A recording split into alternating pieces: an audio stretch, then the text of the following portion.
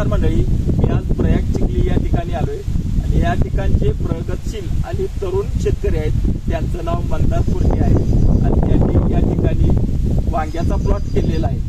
तर हा वांग्याचा प्लॉट सांगायचं म्हणजे तुम्हाला 1-2 गुंठ्याचा नाही तर अख्खा 1 एकराचा आहे आणि यामध्ये त्याचा आता प्रत्यक्ष पीक घ्यायचं चालू आहे, म्हणजे वांग्याची तोड चालू आहे आणि 5वा ते 6वी आता ही वेळ आहे आणि इथून पुढे सुद्धा ते 5-7 महिने असं हे पीक घेत राहणार आहे. तिथं त्यांचा मी प्लॉट पाहिला, 1 नंबर प्लॉट आहे आणि वांग्याची जी झाडं आहेत त्यांची वाढ सुद्धा चांगल्या पद्धतीनं आहे झालेली आहे. आणि सांगायचं म्हणजे आता बरेच शेतकरी वेगवेगळ्या पद्धतीची पिकं घेत असतात आणि भाजीपाला असा जर केला तर भरपूर फायदा होऊ शकतोय. हे त्यांच्याकडून जाणून घेण्यासाठी मी त्यांच्या प्लॉटला भेट देण्यासाठी आलोय. चला तर आपण त्यांच्याकडून अधिक माहिती घेऊया. दादा, तुमचं पहिल्यांदा नाव सांगा आणि तुमची शेती आता किती, म्हणजे तुमचं जे क्षेत्र आहे म्हणजे वांग्याचा प्लॉट तुमचा आहे, किती क्षेत्र आहे ते पण सांगा आणि कुठल्या जातीचं ही वांग्याची लागवड केली आहे ते पण पहिल्यांदा सांगा. माझं नाव मंदार मारुती कुरणे, बर, राहणार प्रयाग चिखली. प्रयाग चिखली. 10-93चा प्लॉट आहे. 10-93 वांग्याची जात. त्यात 1 एकर प्लॉट आहे आपलं. एवढा मोठा प्लॉट तुम्ही वांग्याचा केलाय? होय. म्हणजे शेती मोठ्या प्रमाणात करताय की तुम्ही? होय. वर्षाला 2 एकर माळव असते. काय वर्षाला 2 एकर माळव कायम असते? आलटून पालटून असते. हां हां. आणि वांगे झाल्यानंतर तुम्ही काय घेताय मग? वांगी झाल्यानंतर परत ऊस लावते. ऊसाच्या रानात परत भाजीपाला असं काय? फेरपालट असते रानात. हां हां. मग तुम्ही ही कधीपासून अशी शेती करायला लागला? गेले 2021 पासून चालू आहे शेती. 2021 पासून अशी शेती करताय? बर, तुमचं शिक्षण किती झाले तरी? माझा ITI झालाय. मी डिझेल मेकॅनिकल. डिझेल मेकॅनिकल कधी झालता? 2021ला. मग ते मेकॅनिकल शिक्षण सोडून तुम्ही आता या पूर्णपणे शेती व्यवसाय करताय आणि अशा पद्धतीने मी भाजीपाल्याचं उत्पादन घेत आहे. बर, आता मला एक सांगा, आता पावसाळा चालू झाला आहे आणि ही रोपं साधारणपणे तुमच्या कमरेच्या वर आलेत. मग हिची लागवड कधी केली ती काय? लागवड 1 मेची लागवड आहे. हां, 1 मे. बर, आता 2 महिने पूर्ण झाले. 2 महिने पूर्ण झालेत. बरं, मला एक सांगा, ही आता 1 एकरात तुम्ही वांग्याची लागवड केल्या, मग हे अंतर किती ठेवलंय सरीतलं किंवा 2 झाडामधलं अंतर काय? 4.5 फुटाचं बेड मारलेला आहे. त्यामध्ये 1 आड सरी वांग लावलेला आहे आणि मधल्या बेडमध्ये जो केस राहतोय रिकामा त्यामध्ये श्रावण घेवडा लावलेला. श्रावण घेवडा लावलाय, म्हणजे श्रावण घेवडा प्लस तुमची वांग्याची रोपं. ज्यावेळी वांगे झाड मोठी होणार त्यावेळी श्रावण घेवडा संपते 2 महिन्यात, त्यावेळी ही काढून ही वाट राहणार वांग्याला. बर बर. आता 9x3 वर लावलेला आहे आपण रोप. 9x3 वर हे रोप लावलेला आहे. बरं, आता मला सांगा, ह्याला कोणत्या प्रकारचं शेत लागतं की बाबा त्याच्यामध्ये वांग्याचं उत्पादन चांगल्या प्रकारे आपण घेऊ शकतो? हे कोणत्याही जमिनीत येऊ शकते, पण पावसाळ्यात निचरा होणारी जमीन पाहिजे. पावसाळ्यात खास करून निचरा होणारी जमीन पाहिजे. अच्छा अच्छा अच्छा. म्हणजे इतर कुठल्याही हंगामात तुम्ही घेऊ शकता वांग्याचं? हां, तसं कुठल्याही हंगामात म्हणजे 12माही पीक घेऊ आहे. हां, बरोबर बरोबर. आता मला एक सांगा, हिची जी रोपं लावलेली आहेत तुम्ही वांग्याची म्हणताय, हिची लागवड करण्यापूर्वी काय काय मशागत वगैरे कसं काय केलंय तुम्ही नियोजन? आपण यामध्ये ताग लावला होता. ताग? बर. ताग 55 दिवसात यामध्ये गाठला. त्यानंतर रानाची मशागत करून बकरी बसवली होती. बर, बकरी बसवली ती? हां. ती 10 दिवस बकरी बसवून परत रान तयार करून बेड मारून परत मल्चिंग पेपर हातरून घेतला आणि नंतर मग वांग्याचं नियोजन केलं. वांग्याचं नियोजन केलंय. बर, बकरी किती दिवस बसवली ती किंवा काय? 10 ते 15 दिवस बसले. 10 ते 15 दिवस. म्हणजे त्यांचं लेंडी खत उपयोगी पडतंय? होय. हां, म्हणजे तुम्हाला बाहेरचं कुठलं खत आणावं लागत नाही का? नाही, तरी पण आपण शेणाचा डेपो मारून ठेवलेला असतो वर्षाला. शेणाचा डेपो? पूर्ण शेण खत कुजवून त्यामध्ये आपण बेडमध्ये भरून घेतो आणि मग बेड मारताय? अच्छा अच्छा अच्छा. बरं, मला एक सांगा, ह्याचं रोप मोठं होण्यासाठी काय काय करावं लागतं तरी? पहिल्या 3 ते 4 आळवणी असतात. 3 ते 4 आळवणी? हां. त्यानंतर स्टेप बाय स्टेप झाडाच्या वाढीनुसार मग खतांचं डोसेज वर खाली असतं. हां. मग तरी कोणते डोस देतात किंवा खतं देतात तरी? पहिला ह्युमिक ऍसिड, हां, IPA, हां, 19-19. हं. त्यानंतर 0-7-20, हां, इसाबियन टॉनिक. बर. त्यानंतर 34 असं वाढीच्यानुसार मग खत चेंज जात. होय काय? आता तुम्ही म्हणताय की तुमचा हा वांग्याचा 1 एकराचा प्लॉट आहे, मग ह्याला पाण्याची सोय कशी केली आहे हो? त्याला आपलं बोरवेलचं पाणी आहे. ह्याला हां, बोरवेलच्या पाण्यावर ड्रिप सिस्टीम केलेलं आहे. ड्रिप सिस्टीम केली आहे. वांग्याला डबल ड्रिप टाकलेलं आहे. हा. दोन्ही साईड. बर, मग ती किती दिवसात न देत आहे? आता सध्या पाऊस असल्यामुळे खत सोडण्यापुरतंच पाणी देते. हां, त्याच्या आधी पावसाच्या आधी 1 डे गॅप पाणी चालत. 1 दिवस आड तुम्ही असं पाणी द्यावं लागते. हा. मग 1 दिवस आड हे पाणी पाहिजेच वांग्याच्या रोपाला. होय. पिकांच्या गरजेनुसार पाणी वर खाली. असं काय? बरं, मला एक सांगा, वांग्याची पहिली तोडणी कधी केली होती तरी तुम्ही साधारणपणे? पहिली तोडणी आपली 45 दिवसात झाली. हां, पहिला तोडा 45 दिवसांनी. होय. मग त्यावेळेला तुम्हाला किती क्रेट गावली किंवा किती किलो वांगी गावली काय? पहिल्याच तोड्याला 1 कॅरेट गावलेलं. हां, म्हणजे नुसती सुरुवात झाली. 1 कॅरेट फक्त. होय. हां आता जवळजवळ 5-6 तोडा आहे. हां, आता 1 डे गॅप 250 किलो माल चालू आहे. म्हणजे 1 दिवस का रोज? 1 दिवस आड 250 किलो तोडा चालू आहे. 1 दिवस आड 250 किलो तुमची वांगी रोज निघतात. अच्छा, हा. रोज जवळजवळ 60 ते 70 किलो चालू आहे तोडा. हा, आता मला या ठिकाणी हा श्रावण घेवडा दिसतोय. आता भरपूर या ठिकाणी शेंगा लागलेल्या दिसतात. हा किती भेटतोय म्हटला तुम्ही? 60 ते 70 किलो रोज तोडतो. म्हणजे हा या वांग्याच्या एवढ्याच याचं पण क्षेत्र आहे 1 एकर. हा, होय. अच्छा. आता मला एक सांगा, वांग्याला दर काय आहे तर किलोला? आता होलसेल दर 35 रुपये चालू आहे. हा, 35 ते 40 रुपये दरम्यान चालू आहे. मग तुम्ही होलसेलच असं विक्री करता का आणि कसं काय? आपलं होलसेलच विक्री आहे. फक्त आपण मार्केट यार्डात नाही, लोकल मंडईच हा. कायमची व्यापारी आहेत. हा आणि आदल्या दिवशी माल ठरते सगळा हा आणि इथनं गाडीनं लावून देतो. हा, मग तुमचे असे फिक्स हे आहेत? गिऱ्हाईक आहे कायम. हम्म, मालाची क्वालिटी 1 नंबर असल्यामुळे हा. गिऱ्हाईक कायमच आहे आपलं. बरोबर, ती तुमच्याकडनंच घेता. होय. मग 250 किलोचं किती होते तरी साधारणपणे? 35 ना? आता सरासरी तर 35 रुपये आहे. हा मग त्यात शॉर्टिंग करून मोठा बारीक सगळा होते ना. हा, बरोबर की. ग्रेडिंग करून जवळजवळ 6-7 हजार रुपये पट्टी आता चालू आहे. 7. फक्त वांग्याचे. हा, आणि हे जर श्रावण घेवड्याचं? त्याचं 3,500 रुपये ते 4,000 रुपये रोज थोड्याचं चालू आहे. 3,500 ते 4,000 रुपये तुम्हाला भेटतात. होय. बरं दादा, मला आता ह्या ठिकाणी तुमच्या जे प्लॉट आहे त्याचं 2 भाग केल्यासारखं दिसतंय, एक उजव्या साईडला आणि डाव्या साईडला. हे नेमकं कारण काय आहे याच्या पाठीमागच्या? ह्याचा आपल्याला तोडा करताना माल बाहेर वाढायला पण चांगला उपयोग होते. हा, माल बाहेर काढायला. हा. हा, आपण एसटीपीच्या साह्यानं औषध मारतो या प्लॉटला. बर, तर 4 काटे रवलेले आहेत प्रत्येक बेड. बरोबर. ज्यावेळी औषध मारत जाते ही बाजू, परत ही बाजू मारत येते. हा. परत सरी छेद करताना त्या सरी जाते नाही. बर बर. ही सरी असं झिगझॅग पद्धतीनं आपण औषध मारतो. त्यामुळे एका लेबरवर सगळं 1 एकर औषध मारून एकटाही एक लेबर मारू शकतो एवढं औषध फवारणी? एकटाच हँडल करू शकतो. आणि सरी कुठली चुकत पण नसेल. नाही, बरोबर ना? झिगझॅग दोन्ही साईडनं मारतोय आपण फवारणी. हा हा, हे याचा फायदा आहे तर. होय. आता दादा, मी पहिल्यांदाच एवढा मोठा वांग्याचा प्लॉट बघतोय आणि या ठिकाणी तुम्ही आता ही चिवाकाठीचे किती लागली तरी तुम्हाला साधारणपणे? आपल्याला हे श्रावण घेवडा आणि वांगी धरून 1400 काटे लागली. हा, आपण वांग्याला बॉक्स पद्धतीनं बांधणी केली. ती आता आपल्या इथे नवीनच बांधणी आहे झिगझॅग पद्धतीने. ती तुम्हाला दाखवा की. ती खालून 1 वितवर आडवी तार वाढलेली आहे. बर, त्याच्यानंतर 1 फुटाने दुसरी तार वाढलेली आहे. पहिली खालची दाखवा बघू. हा, ती पहिली तार आहे. हा, त्यानंतर दुसरी तार. दुसरी तार. त्याला साधा तंगूस आहे ती झिगझॅग केलेला. हा हा, त्यामुळे प्रत्येक फांदी बांधावी लागत नाही. हा, हे झाड ह्या फांदीला तटते. हा. त्यामुळे फांद्या तुटण्याचा ताप कमी होते. आणि ते झाड त्याच्यामध्येच राहते. मध्येच राहते. तिची वाढ एकसारखी राहते नॅचरली. बांधल्यामुळे झाडे जी गोळा होतात ती होत नाही. आणि जी बांधणी जी प्रॉपर होत आणि हवा खेळती राहते. हवा खेळती राहते आणि झाडाची वाढ सुद्धा चांगली राहते. अच्छा. आणि ह्याला खर्च पण कमी येते.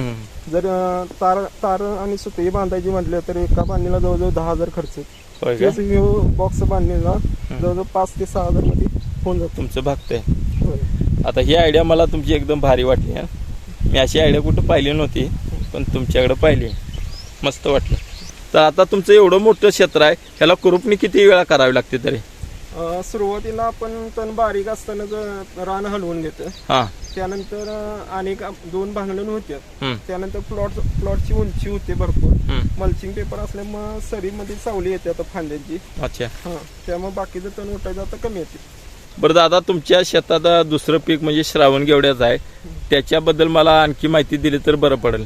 आपलं मेन पीक वांग्याचं आहे. हा. त्यामध्ये आपण आंतरपीक म्हणून श्रावण घेवडा केलेला आहे. आता सध्या झाडाची उंची कमी आहे, झाडाची पसराव पण कमी आहे. बर. मग मधला पेस जो आपण रिकामा राहणार आहे हा. ते आपण पेपर टाकून श्रावण घेवडा घेतलेला आहे. हे 2 ते 3 महिन्यात हे पीक निघून जाते. भरपूर आपला वांग्याचा खर्च बऱ्यापैकी श्रावण घेवड्यातून बाहेर पडतो. आणि तिथून पुढे जे वांग चालणार आहे त्यावेळी आपण हे श्रावण घेवडा काढून टाकतो ज्यावेळी 3 महिने पूर्ण होते ते. आणि पूर्ण पेस मोकळा राहतो आणि झाडासनी हवा घ्यायची राहते आणि वांग्याचं पण उत्पादन वाढते. आणि आंतरपिकातून आपलं वांग्याचा खर्च पण केलेला निघून जातोय.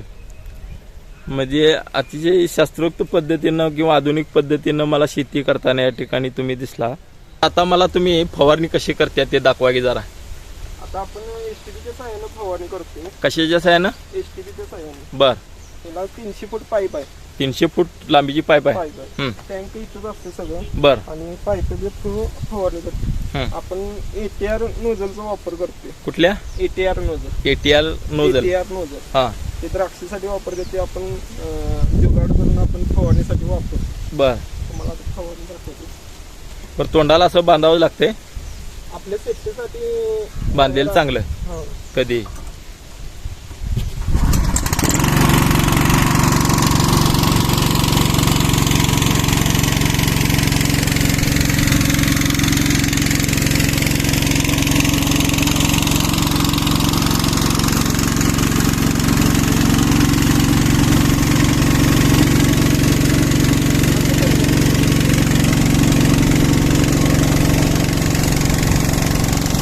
या 4 काट्या रवल्यामुळे आपल्याला पाईप ओढायला लागत नाही.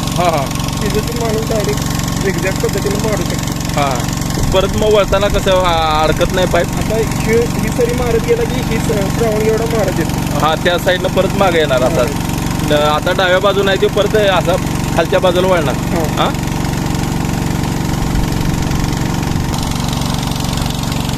त्याची पाईप त्याच्या मागोमाग जाते. बरोबर ना? तर पाईप अडकते का नाही जाते? अरे वा. हे बघा, आताच्या शेवटला गेला आहे हा माणूस आणि आता परत वळलाय बघा.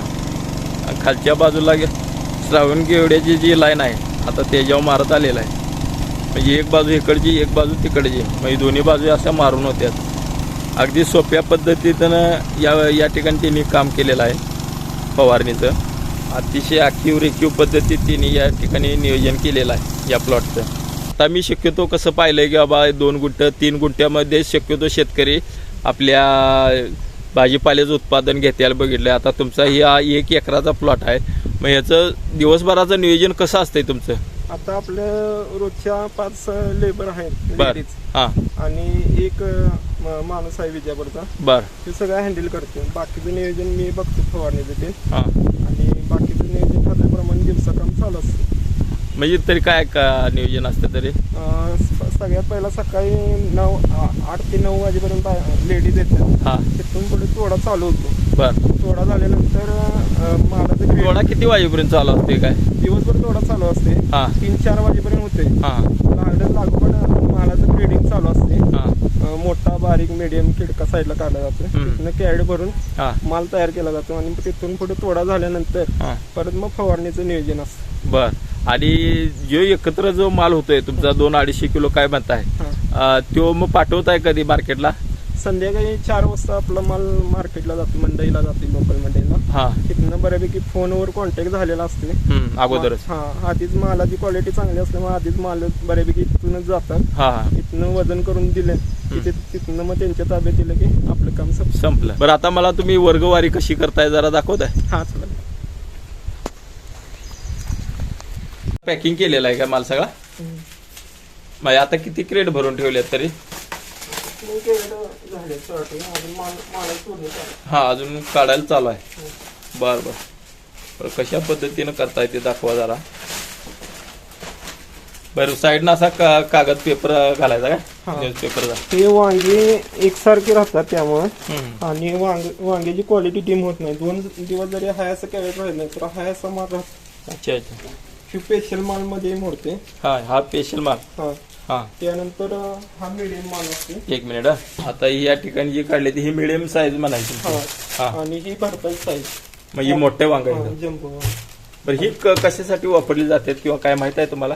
ही भरतासाठी वापरतात. हा म्हणजे हॉटेलला वगैरे असं का? हा हॉटेलला लोकलला भरीत वांग म्हणून वापरतो. आणि हे आपण रेग्युलर चिरून करायसाठी वापरतो आणि हे भरून करायला वापरतो. आता ही लहान वांगी ना. होय. हा. आता ही तुमची शॉर्टिंगची पद्धत मला भारी वाटली एकदम. बर तुम्ही एवढं शेतात गुंतून घेतलंय मग तुम्हाला घरातली कोण मदत करतात का नाही काय? मम्मी आणि मी दोघंच असतो आम्ही शेताकडे जास्त करून. बर. आणि सगळं काम बाहेरून लेबर कडून करून घेतलं जातं. आई आणि तुम्ही स्वतः करून घेताय लेबर कडनं. हा लेडीजचं काम मम्मी करून घेते आणि जे लेबरचं काम आहे ते मी करून घेते. म्हणजे आता समजा तुम्हाला इथं काट्या वगैरे रवायच्या आहेत किंवा तार ओढायचे असं सगळं तुम्ही लेबरच्या मार्फत करून घेताय. अच्छा अच्छा. बरं आता मला एक सांगा आतापर्यंत तुम्ही कितवा तोडा म्हणायचा हा वांग्याचा? म्हणजे पाचवा धरून चालू आहे आपण. रोजचं 250 किलो वांगे जातात ना. हा वन डे गॅप 250 किलो वांग्याचा तोडा आता चालू आहे. हा आता तुम्हाला किती रुपये मिळाले असा एक स्वभाव तुमचा खर्च तुमचा काय तुमची खतं वापरायचे लेबरचं ह्याच्यात तुम्हाला किती फायदा पडला असेल काय तुम्ही सांगू शकताय? आता आपला सुरुवातच झाली आपली. हा आणि आतापर्यंत याला 1.5 लाख रुपये खर्च आलाय प्लॉटला. बर 1.5 लाख रुपये एका एकराच्या प्लॉटसाठी. हा खर्च आलाय त्यात लेबर पेपर मल्चिंग रोपे ते सगळे आले त्यामध्ये. हा आणि रानाची मशागत सगळी टोटल 1.5 लाख रुपये खर्च आला. हा आता जवळजवळ लाख रुपये आतापर्यंत झाल्यात. अजून पुढे अजून तोडा चालू आहे आपले. आतापर्यंत तुम्हाला 1 लाखभर रुपये तरी मिळाले. पण अजून इथून पुढे किती तोडे तुमचे होऊ शकतात? आपलं वांग्याचं टार्गेट जवळजवळ 30 टनाचं आहे. बर सध्या. हा आता जवळजवळ आपले 2 टनापर्यंत गेलेत.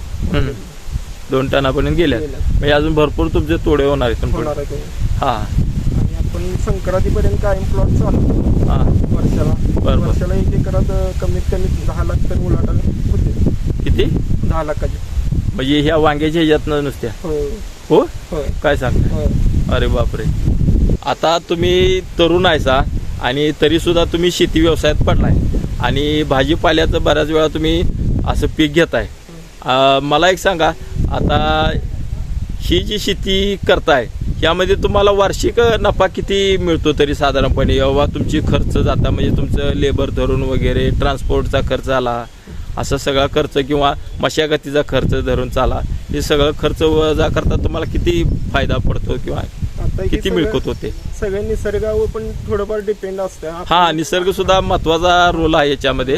आपण जे प्रॉपर नियोजन करतोय त्यावर पण राहतं आणि थोडाफार निसर्गाचा पण रोल आहे. हा त्यानंतर आपण टार्गेट आता 30 टनाचं ठेवलेलं आहे वांग्याचं. 30 टन? अरे बापरे. कमीत कमी 30 टन आणि अवरेज रेट 30 रुपये पकडला. हा जवळजवळ 9 लाख रुपये होतात आणि श्रावण जेवढ्याचं 1 लाख असं 10 लाखाचं टार्गेट आपलं आहे.